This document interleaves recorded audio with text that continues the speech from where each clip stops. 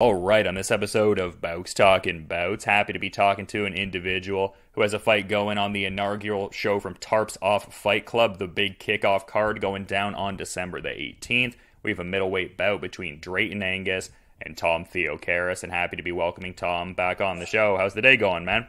Good, good. I'm gonna have to stop you in your tracks there. I've got actually a new opponent, so. Oh, well, that's good to know from the jump. Who's the new opponent? He's an Alaskan. His name's Devin Paulson. Unfortunately, Drayton, he won't get into it, but he wasn't able to compete. I wish him nothing but the best. And that, yeah, very understandable what he has to kind of go through, so. Yeah, no, I'm admittedly not familiar with his situation at all, but similar sentiment. Hope all the best for him and everything like that, and definitely a classy thing to say, man. Yeah, no, for sure. Even though it is a fighting sport, I'm not here to hate my opponents. It's one of those things where I just like to compete, and it's all business, so. Oh, yeah, I mean, I think that's reflected in, even like on a very localized kind of level, your connectivity with Alex Martinez, like former opponents, training together now and everything like that. I mean, well, in Vegas, I saw. Yeah, he's a great guy. Tell him I love him. He's such an amazing human, and we had kind of that special bond because we competed against each other, and he is a killer. He's an incredible fighter, and he's a great guy, and I have a lot of respect for him both as a fighter and as a human being. So.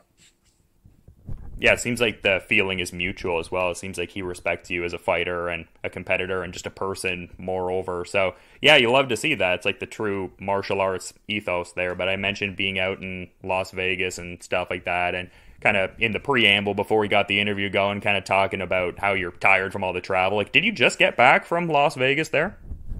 No, so I got back. It would have been Tuesday. I think my flight was at like 11 a.m. I got back around 7:30 p.m. our time, and then I basically went right to bed, drove home to Stratford to visit my parents at 8 a.m. the next day. Then I had a training session in London, Ontario. So then I drove to London. And then I basically drove back to Stratford. Then I just couldn't sleep last night, and I just woke up at 5 a.m. and I drove back to Toronto here, and here I am. So I've just been traveling nonstop, and it's just really gotten to me. So. No, that's fair, man. Like, where were you getting in work in London there? Where you were at Munda Jiu-Jitsu, maybe like Adrenaline MMA? Like, where were you? Anytime I'm back in London, I go to Adrenaline, which is my home gym. That's where I first began. But I trained with Gord Cunningham at Munda, CLB's gym. CLB kind of jumped in as well for a little bit. Both are amazing guys. Gord's one of my main training partners. He actually broke my arm with a kick in April. I basically blocked one of his kicks, and my arm just gave out, and it just felt off. I don't know if you've broken a bone, but you just know it's broken right from the get-go. And so I'm like, my fucking arm hurts. I think it's broken. He's like, no way. And I basically drove to the hospital, and yeah, so it was broken. Yeah, well, I was gonna, sort of mention this at a prior point too, just in the sense of our previous conversation took place in January. I mean, we're talking in December now, so kind of bookending the year a little bit. How would you assess the year overall? It seems like there were certain up moments, certain down moments, so it might be a broad sort of question. But how was your 2021 overall, just in the timeline of our chats? Fuck, that's a tough tough question to answer. It was. Horrible to say it was pretty bad. What happened was, I competed. It didn't go my way. Learned a lot. Whatever, shit happens. You lose fights, and then when you lose fights, you just kind of want to get in there right away. So I booked a fight, and then I broke my arm April 1st, and so that put me kind of on the shelf for 2 months. maybe 2.5 months, because I went back to training a bit prematurely, and like I was taking hits in the arm, and it wasn't healing as fast as it should have. And then we're going to jump to August, where I signed a contract to fight for EFC in South Africa for September 11th. And then obviously my girlfriend passes away August 8th, so I had to pull out for obvious reasons. And so that definitely took a toll on me. So it's been a tough year for Tom Theocharis, to say the least. So, I mean, it seems like based on your demeanor, you're looking to just like push forward, looking for like a better 2022, like that sort of sentiment. I get what you mean, though, man. A lot of different roadblocks, to say the least. I mean, and like, yeah, when I think I saw the post like circa late summer there, and just, I mean, the loss of somebody that close to you, man, like that was just devastating and everything like that. So, I mean, my condolences to you and just anyone hurt by that. That means a lot for you to say that. I really appreciate that. So some people are like awkward to kind of bring it up, but I'm completely fine talking about it. It's a terrible circumstance. But I mean, yeah, it's, all I can really do is move forward at this point. So that's my only option, and that's what I'm trying to do. So, yeah, well, that was kind of like the vibe with how I thought to approach it almost, which is like, if he wants to bring it up, I mean, can definitely talk about it. But obviously I don't want to be, like you said, awkward pressing the issue. I mean, it's a hard thing to like put together the perfect set of words for. Yeah, no, I completely understand that. So that's why I kind of wanted to mention that, because obviously, like, that's a big part of my life, and everyone knows about it. So I mean, just for me to kind of break the ice, so to speak, and bring it up, it just I think it's easier that way. Yeah, for sure, man. I mean, everybody grieves and kind of moves in different directions. There's no like one size fits all sort of approach there, for sure. But a bit earlier you were talking about the last fight and how it didn't necessarily pan out there. But I mean, it seemed like you were getting off a lot in the fight, though, at least in terms of like the volume and stuff like that. But then you were like, oh, the guy's a cement head. He was just kind of eating all the shots. So was that kind of like the big takeaway from there, just like managing the gas tank a little bit more and being careful with the cement heads a little bit? Like, I guess what was the main takeaway from the Brandon Bell fight? I took away a lot. Like, I mean, probably not a good idea to go and fight a guy of, I don't know how to put it, but I mean, if you look at his physique, without saying what I want to say, like, picking up on the inference, yeah. And especially in a smaller cage, like, I'm not here to make excuses. I lost the fight. It happens. During the fight, I thought I hurt him, and because I absolutely hammered him with some shots, and it hit him in I hit him in like the ear with like in the equilibrium, and so I thought he was definitely rocked like more than once. I also kneed him in the face like 2 or 3 times, and I thought he was done, so I got really excited. But yeah, like managing the gas tank, I think the biggest thing was also that because it was scheduled in December originally, and then it got pushed to February, I literally just trained, from October when the fight was initially announced all the way to February when we fought. And looking back now, I was definitely overtrained, that's something I could definitely take away. And like for this fight, I kept that in mind because I knew I was competing on this card like early to mid September it might have been, and I'm like, okay, I'm only going to do an 8-week training camp because I felt so run down in my last training camp, and like I dieted down way too much. I was down to like 182 and the fight was at 175, and I think my opponent, he walked in at like 195, and I couldn't keep weight on. Like I bought like weight gainer powder to like try to like just put something on me, but it just wasn't happening. So I think I was a bit overtrained for that fight. Again, no excuses. Hats off to my opponent. I lost the fight fair and square. So the only thing I could do is move forward and learn from that. So just if I understood that correctly, you felt almost like drained from the welterweight cut, and as an extension of that, with this one being listed as a middleweight bout on Tapology, like, do you think you're going to have that, sort of strength, that sort of thing you were trying to almost like compensate for with some of the protein powders and the last one and all that? 100%. I feel way better at 185 pounds. This is going to be my new weight class. Like, I'm done moving around. This is where I'm going to be. Huge reason for that is my two main training partners are middleweights. The thing was, like, back in the day when I was training at Adrenaline, like, everyone there was like a 55er, like Sam Stout, Ordesky, Hominick was a 45er. We had Jesse Groves, he was like a 55er, 45er. Chad Laprise, he was like, when I was training with him a lot, he was a 55er. And so, like, I felt like I couldn't fight at 170 mainly because I didn't have those, the access to those training partners. And then now that I've got the access to those training partners at 70 and 85, I think it's a better fit for me. And going down to Las Vegas for training camp and training with world-class 85ers, it just made that was kind of like the icing or the cherry on top of the cake, because, I was able to compete with them in the gym. So that kind of was my final decision of, I'm going to stick to 185. And yeah. Yeah, because I saw that Vegas pick you had there with Darren Till, but I mean, even going beyond the middleweight category there, I saw you getting in a little bit of work with Francis Ngannou. So yeah, a lot of good work to be had. That was a crazy experience. We're just like, we're in the practice room and he's like, "Do you want to spar?" I'm like, "Okay." I think I said something like, "As long as you don't kill me." And he goes, "As long as you don't kill me." And like, he had like, he was funny and, Yeah. And so I'm like, okay, like he's got some humor. He's not like too serious. He's not going to try to kill me.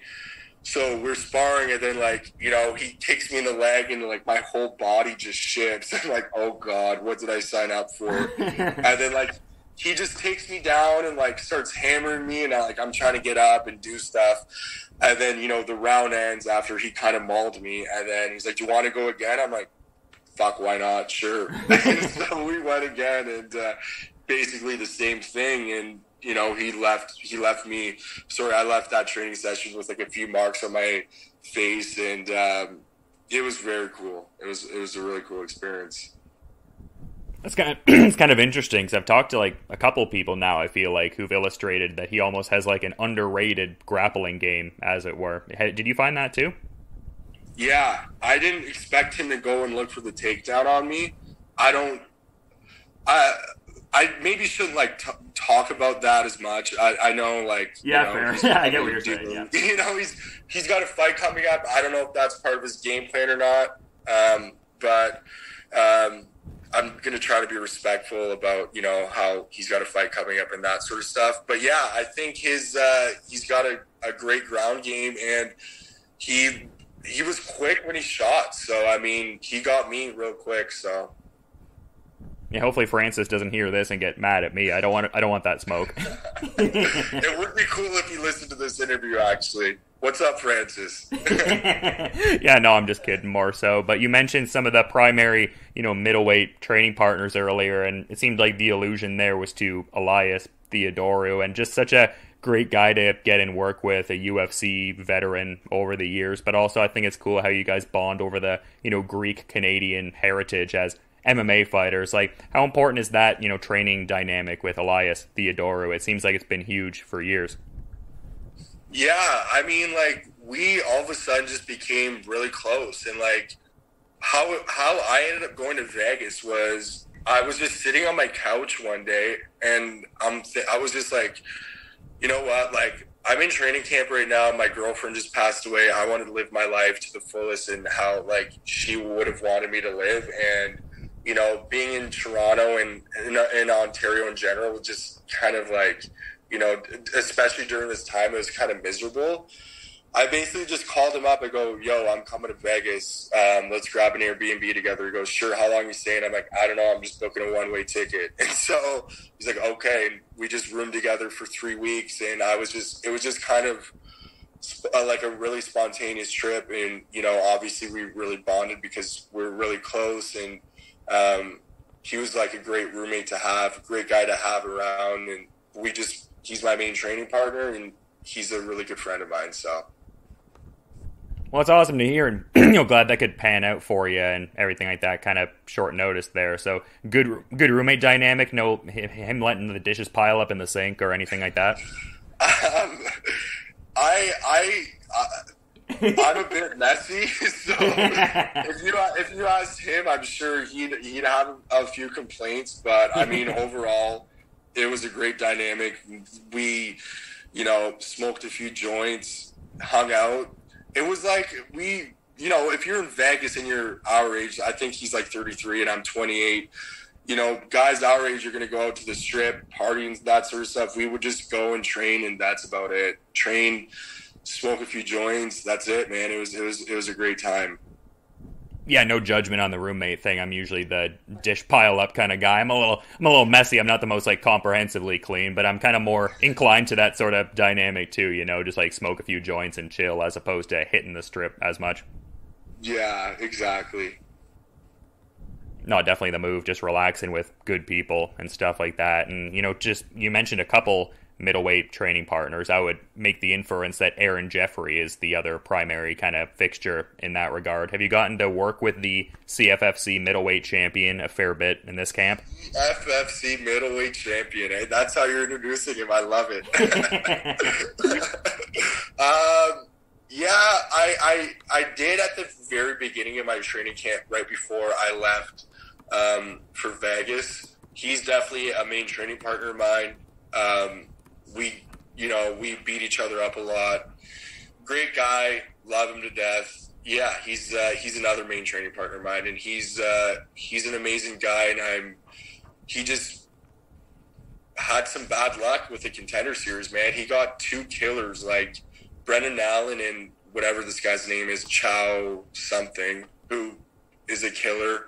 He's really good too, man, and I wish him nothing but the best. And he's just signed with Ruby Sports Management. Yeah, I believe so. Hopefully, things turn around. I guess things aren't going bad by any means. Like, he's a CFFC middleweight champion, like you said. He's got an amazing resume, and I just hope he signs with the UFC sometime soon.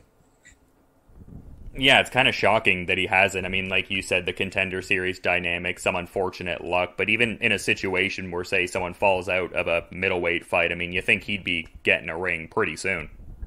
Yeah, and he always stays ready. Like, he's basically in training camp 365 days of the year. I would imagine he needs, like, at least one or two more wins before he gets that call, which are going to be no big deal for him, I would imagine. So, I mean, like, in my opinion, he'd be one or two wins away, so. Yeah, no doubt. And something I also wanted to kind of briefly touch on there, because your first fight was in Detroit at the Joe Louis Arena, and I was talking to Scott Hudson the other day, who's also on this Tarps Off Fight Club event, and he was talking about, like, the rich history of boxing out in that area and how people seem to have that level of appreciation for the combat sports that is very palpable. Like, are you looking forward to that part of this upcoming competition? Yeah, I'm super excited to be competing at home. This will be my first time, and a lot of friends and family are going to be there, and it's going to be awesome. Like, I'm super excited to be sleeping in my own bed for before a fight. Like, that'll be my first time ever since I was an amateur, because obviously I would compete in Detroit and that sort of stuff. But yeah, like, I'm excited to compete at home and being able to sleep in my own bed and, eat food out of my own fridge and just like the luxuries of fighting at home. So. Yeah, no doubt. And just kind of lastly here, I feel like I almost know the question, but would definitely, or rather the answer, but would be remiss if I didn't ask the question. In mentioning earlier, Devin Paulson out of Alaska kind of stepping up for this fight here, there. Like, have you done any level of tape study on his previous fights in Alaska Fighting Championship, or more just focusing on the refinement of your own skill and getting out there and kind of just adapting with the short notice circumstance? Yeah, I've looked him up, and I see kind of a lot of holes in his game. I mean, he's not the greatest anywhere, to put it nicely, and I'm just kind of focusing on myself and making that weight and going in there and focusing on myself, like I just said, and making having a good performance and making an entertaining fight. Oh, yeah, I mean, your track record definitely suggests that's what you bring when you get out there, and was excited when I saw the bout announcement on the card and everything like that. You definitely know how to bring it for sure, but it's always fun getting to talk to you, man. I love the, mentality and how you approach the game and everything like that, and yeah, great having you on the show. But just to that point, is there maybe anything you'd want to add kind of as a parting thought as we're wrapping up here, Tom? Yeah, thanks for the interview. It's always a pleasure talking to you.